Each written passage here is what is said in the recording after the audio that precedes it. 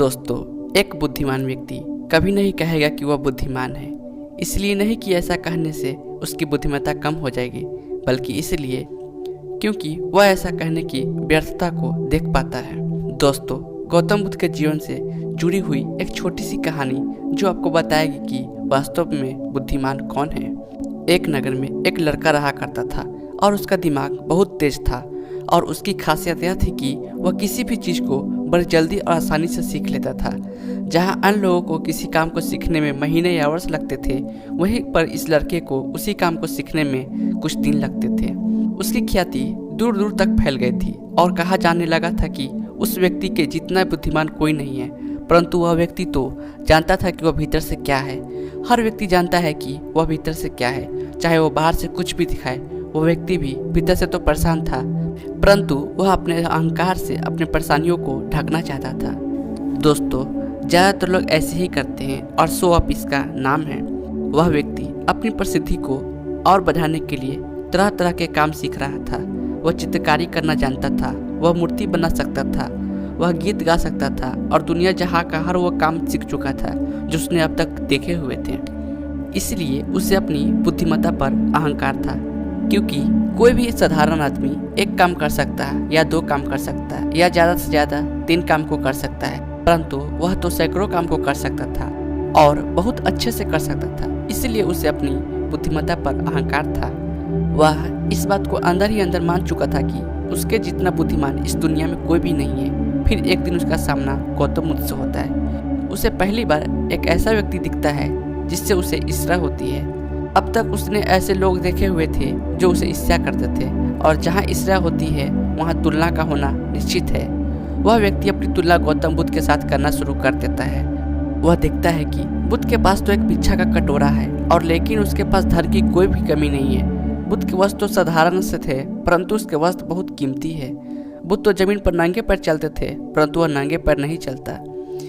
इस तरह से वह आदमी सैकड़ों चीज़ों से अपनी तुलना गौतम बुद्ध के साथ करने लगता है, परंतु हर तुलना के बाद भी वह पाता है कि उसकी ईर्ष्या बुद्ध की प्रति 1% भी कम नहीं होती। वह व्यक्ति मन ही मन सोचता है कि मैं इस बिच्छू से अपनी तुलना क्यों कर रहा हूँ, जबकि मेरा जीवन इससे 100 गुना बेहतर है। लोग भी बुद्ध का सम्मान कर रहे हैं। आखिर इसके भीतर ऐसा क्या है जो मुझ में नहीं है और जिसके कारण मेरे भीतर इसके प्रति ईर्ष्या है। बहुत देर अपने मन में उलझे रहने के बाद वह व्यक्ति तय करता है कि वह बुद्ध के पास जाएगा और उनसे पूछेगा कि उनकी उपलब्धि क्या है। वह व्यक्ति अपने सेवकों के साथ बुद्ध के पास जाता है और उनसे कहता है कि मैं इस इलाके का सबसे बुद्धिमान व्यक्ति हूँ और आप अपने आसपास जो भी देख रहे हैं मैं वो सब करना जानता हूँ। किसी भी कार्य को सीखने में मुझे बहुत ही कम समय लगता है। सभी लोग मेरा सम्मान करते हैं, परंतु इस सब के बाद भी मेरे भीतर आपके लिए ईर्ष्या है। मैं यह जानना चाहता हूँ कि आपकी उपलब्धि क्या है।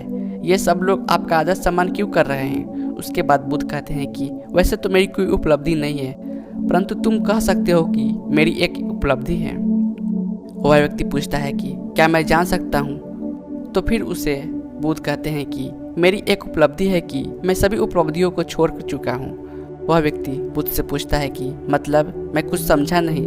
बुद्ध उस व्यक्ति से कहते हैं कि क्या तुम्हें प्रशंसा अच्छी लगती है। वह व्यक्ति कहता है कि प्रशंसा तो सभी को अच्छी लगती है। उसके बाद बुद्ध कहते हैं कि क्या तुम्हें निंदा अच्छी लगती है।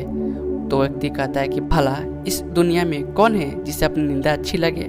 उसके बाद बुद्ध कहते हैं कि जो तुम्हें अच्छा लगता है और जो तुम्हें बुरा लगता है, मैं इन दोनों से भी ऊपर उठ चुका हूँ। ना मुझे निंदा सताती है और ना ही मुझे अपनी प्रशंसा प्रसन्न करती है।